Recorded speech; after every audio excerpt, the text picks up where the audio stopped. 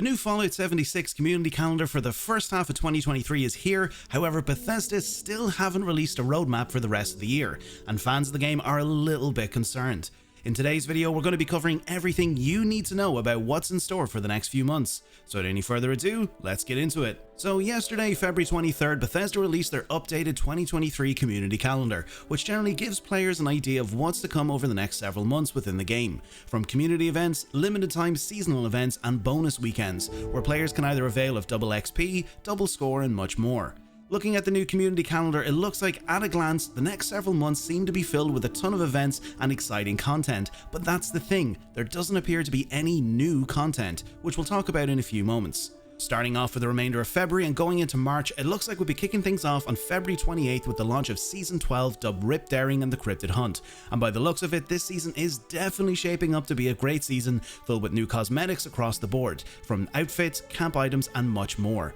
And to coincide with that, Season 12 will also see the launch of Mutated public events. And for a brief overview of the new season and the new mode, you can check out my most recent video of Season 12 by clicking the link at the top right hand corner of the screen. Moving on from that, it looks like the remainder of March will play host to more double mutations, caps aplenty, double score, and then later in the month we'll see the return of the Hunt for the Treasure Hunter event on March 23rd, and finishing up on March 30th with a bout of Spooky Scorch returning to the Wasteland. Moving on to April, it looks like we'll see yet another patch coming to Fallout with patch 43. Now this could be general bug fixes and improvements, which could also see the implementation of infusion reagents, which have been removed from mutated public events set for release next Tuesday, February 28th. So hopefully this could be around the time we might see them reintroduced. Moving on from that, the rest of April will see more of double mutations, legendary purveyor sales, right up until April 25th where we'll finally see the return of the Mothman Equinox event, which should fit in quite nicely with the theme of Season 12 and Cryptids. Moving on to May, it looks like we'll see another return of another double XP weekend, which funny enough is kicking off the same day of my birthday on May 4th, so yeah,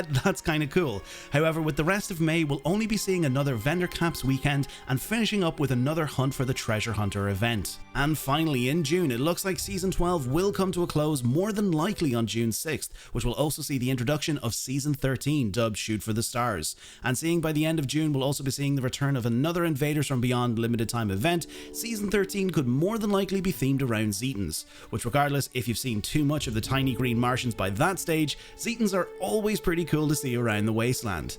So overall, regardless if you're new to the game or if you've been around for quite a while, there's a range of activities and things to keep everyone occupied in some way, shape or form. From grinding through the new Season 12 scoreboard, taking part in limited time events and new modes, there's something for everyone over the next several months. However, that doesn't necessarily mean that that's a good thing. Because if you've been around for quite a while, at this stage of the year, you're probably or have already expected to see some sort of roadmap for the remainder of the year. And going by previous years, and especially last year, we received the 2022 roadmap on February 21st, and around the same time a community calendar, similar to what we've just covered here moments ago. Now, going by what we've seen already with the calendar, it looks like we won't see any new content, and when I mean new content, I mean DLC like Nuka World on Tour, Expedition, Steel Rain and Steel Dawn and also Wastelanders until after June, and for a lot of fans, that's a tiny bit concerning. Now, another way to look at this is that Bethesda could possibly and more than likely could be working on a roadmap at the moment, and once it's released, the calendar that we've just seen could be updated to work alongside the new roadmap,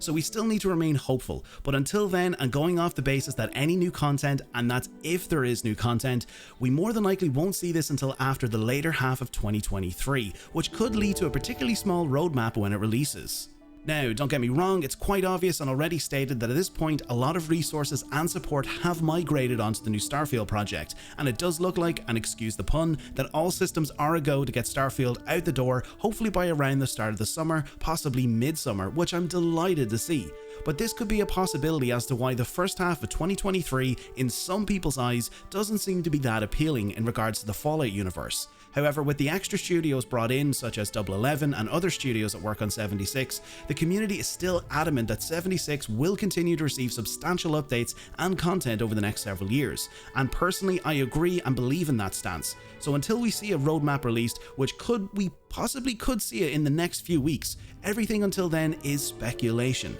But don't worry, from next week onwards our sights will be set on Season 12 and everything that has to offer. And there you have it, that's everything from the 2023 community calendar and what's to come over the next several months in Fallout 76. And if you found today's video enjoyable, consider clicking that subscribe button for more Fallout content like this and so you never miss out on any videos that I publish. I want to say a massive thank you to all of our channel members and subscribers over here on YouTube, as it means the world to me that you enjoy my content and the work that I produce. For our Bethesda and Fallout fans, if you find yourself shopping on the Bethesda store and would like to support the channel, you can use my creator code BTPineapple023 to receive 20% off of your purchases at checkout. And if you'd like to support the channel in a more personal way, consider checking out my merch store, which has an array of t-shirts, mugs and other pineapple related merch, which I'll leave a link to in the description of this video. And lastly, to you, the viewer, the person who stumbled upon this video, thank you for being here. I hope you enjoyed. Until next time, Vault Dwellers, stay safe out there in the wasteland, welcome to Vault 93, and I'll catch you all in the next video.